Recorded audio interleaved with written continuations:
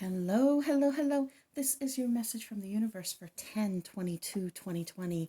This is the rune Wunjo. Wunjo is the rune for joy, for light. And it's so exciting to me because yesterday's rune was about transformation and finally making that epiphany connection. And today we have the Wunjo, which is about having that clarity, the light shining in on you, the joy that comes from that. It's always so beautiful to me when the cards lay out this pattern. And if you go back and look at the readings, almost always after a breakthrough, we pull one of the runes that has for happiness, for joy. And for those of you who are curious about runes, I keep my runes in a little baggie like this.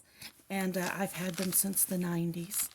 And I put my hand in and juggle them like this.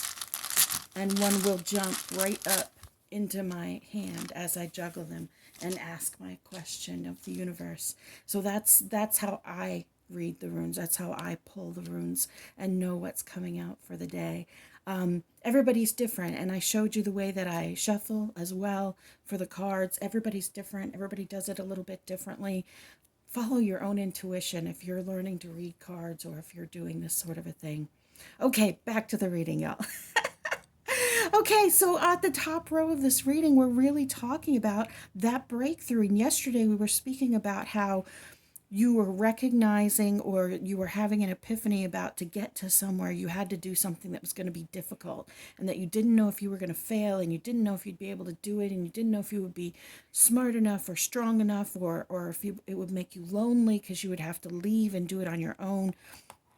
So we have this three of coins, which talks about mastering that skill. It talks about being able to work with other people or learn from other people. You can see you have the tools on either side of the star in the center.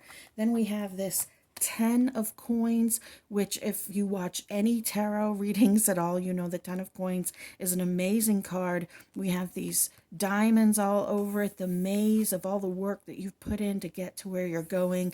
And I never can say the this symbol in the middle. I can never say it right. It starts with a T.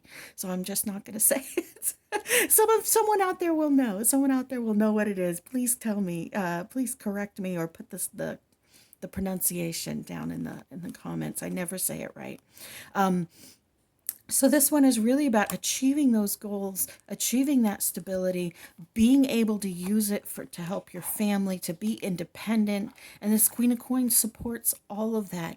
Yesterday we had that Queen of Swords right in the middle, reminding you that you are strong enough to do this. And this Queen of Coins is cheering you on. You made that epiphany yesterday. You made the decision to move forward. And this Queen of Coins is telling you, absolutely, this is the right decision. You're going to be able to support yourself. You're going to be able to support your family. You're going to be able to do all the things that you are supposed to be doing, all the things that the universe wants you to do, the things that feed your soul, the things that make you feel like you're on the right track. And on this bottom row, we have kind of like some helpful hints on moving forward. We have this Devil reversed, which I love this card in this deck. I know the devil is supposed to be evil, but in my cat deck, this is the only one that's not a cat. So this Devil reversed is really talking about ignoring that little voice inside of you, that little mean voice on your shoulder, that inner narrative that is telling you you're not good enough, you're not strong enough, you're not smart enough, you're going to be lonely, you're going to fail.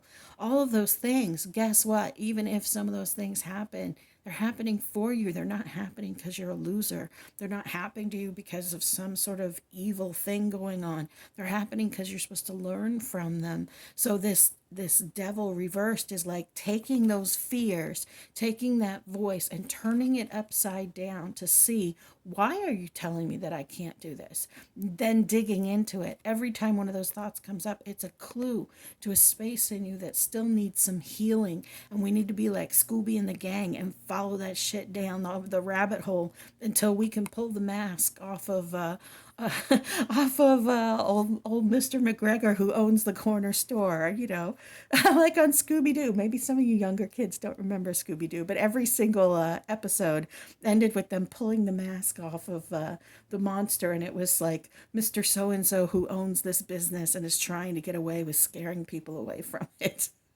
So that's what this devil reversed is about, is pulling the mask off of those fears, off of that voice, and revealing it for what it truly is.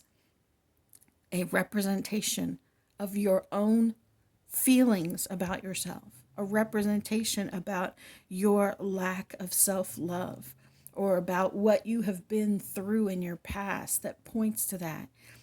This devil reversed, I think, is a great card for that sort of a self-awareness trip. And the same thing with the strength reversed. The strength reversed, we had the strength in this direction yesterday, and today here it is reversed. And so it's really speaking about taking those moments where you feel weak and turning them into your strengths, taking your vulnerability and turning them into your pillars moving forward.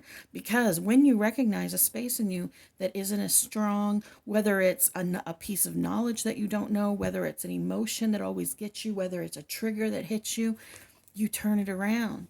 You take it as a clue and you go, oh, every time someone says, in the movie Back to the Future, every time someone tells Marty McFly, you're a chicken, he loses his temper, he punches someone in the face, and then things start to go downhill from there. Recognizing those spaces in you that trigger this giving in to those emotions, that's your strength. It turns into a strength when you can see it before it happens. Goes, nope, I'm not going to do it.